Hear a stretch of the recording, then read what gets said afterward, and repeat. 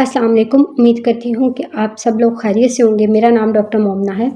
आज की इस सेशन में हम एक बहुत इंपॉर्टेंट टॉपिक पे बात करेंगे। अक्सर लोग आके ये क्वेश्चन ज़रूर पूछते हैं कि अगर एक दफ़ा अबॉर्शन हो जाए तो उसके बाद कितने अरसे के बाद, कितने टाइम के बाद दोबारा प्रेगनेंसी के लिए ट्राई कर लेना चाहिए।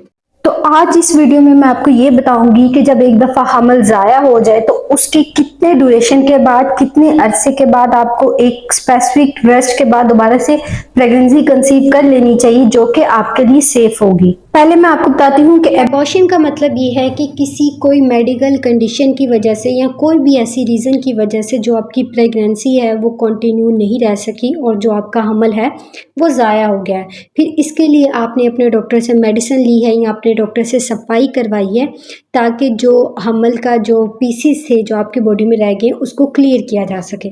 और अगर अब आप ये बात जानना चाहते हैं कि अब आप अबॉर्शन के बाद कितने अरसे के बाद दोबारा से ट्राई कर सकते हैं प्रेगनेंसी के लिए, यहाँ पे आप एक बात क्लियर कर लें कि जब भी अबॉर्शन होता है या फिर ईएनसी करवाई जाती है, सफाई करवाई जाती है, उसके अगले 21 दिन तक ब्लीडिंग होती रहती है या वो स्पॉटिंग होती रहती है या फिर ब्लीडिंग, इरेगुलर ब्लीडिंग होती रहती है अगले 21 दिनों तक। और ये जो ब्लीडिंग आपको 21 दिन तक होती रहती है ये इस बात को शो करवा रही होती है कि जो आपकी बच्चेदानी यानी यूट्रस की अंदरूनी झिल्ली है, जो इंटरनल लेयर है, वो अब इवैक्यूएशन के बाद क्लियर ऑफ होना शुरू हो गई है।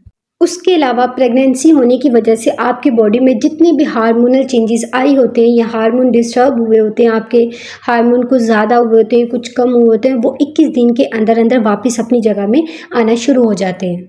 ये वो टाइम होता है जिसमें डॉक्टर अपने पेशेंट को गाइड करता है कि उसकी बॉडी अभी एक अबॉर्शन के पूरे मराहल से गुजरी है या अबॉर्शन का एक ट्रॉमा फेस किया है। अब उसकी बॉडी को एक टाइम चाहिए, एक अरसा चाहिए ताकि उसकी बॉडी मुकम्मल तौर पे हील हो सके।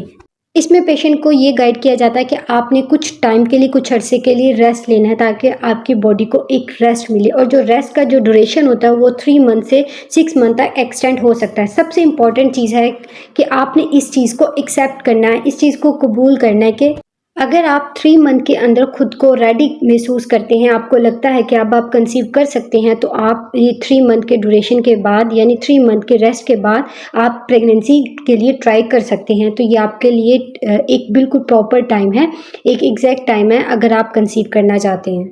अब कुछ पेशेंट ऐसे भी होते हैं जो अपने पिछले एबॉर्शन के इफेक्ट से 3 या 5 महीने के अरसे से भी उस इफेक्ट से निकल नहीं पाते, उनको वो इस चीज़ को एक्सेप्ट ही नहीं कर पा रहे होते। तो ऐसे लोगों को मैं यही कहूँगी कि वो अपने आप को अगर रेडी फील नहीं कर रहे, अपने आप को नेक्स्ट प्रेगनेंसी के लिए रेडी फील नहीं कर रहे, तो वो अपनी नेक्स्ट प्रेगनेंसी को प्लान ना करें, अपनी नेक्स्ट प्रेगनेंसी के लिए ट्राई ना करें। एक चीज़ यहाँ पे बहुत ज़्यादा इम्पॉर्टेंट है कि आपकी अपनी मेंटल हेल्थ आपके आने वाले बच्चे की जो हेल्थ है उसकी ज़ामिन होती है। अगर आप पिछले अबॉर्शन की वजह से, पिछले इंसिडेंट्स की वजह से उस मेंटल ट्रॉमा से अभी तक बाहर नहीं आए तो आप अपनी प्रेगनेंसी के लिए आप अभी ट्राई ना करें जब तक आप खुद रेडी ना हो। लेकिन अगर आप अपने ट्रॉमा से बाहर निकल आए हैं, आपने उस चीज़ को एक्सेप्ट कर लिया है, तो आप एक डॉक्टर अगर आपको ये मशवरा दे एज अ गायनेकोलॉजिस्ट, वो आपको यही कहेंगे कि आप 3 मंथ के बाद दोबारा प्रेगनेंसी के लिए ट्राई कर सकते हैं।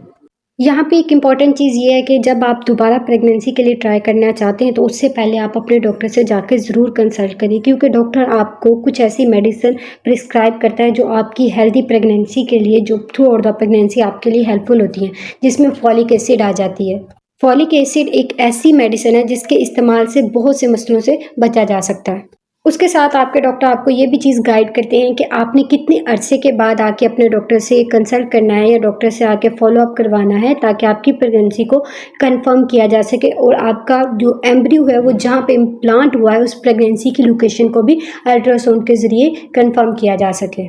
इसके अलावा डॉक्टर आपको ये भी चीज़ गाइड करते हैं कि आपकी प्रेगनेंसी को कंटिन्यू करने के लिए किन मेडिसिन की ज़रूरत होती है और किन एहतियात की ज़रूरत होती है ताकि इस प्रेगनेंसी में आपको जो एबॉर्शन वाली प्रॉब्लम है वो फेस ना करनी पड़े।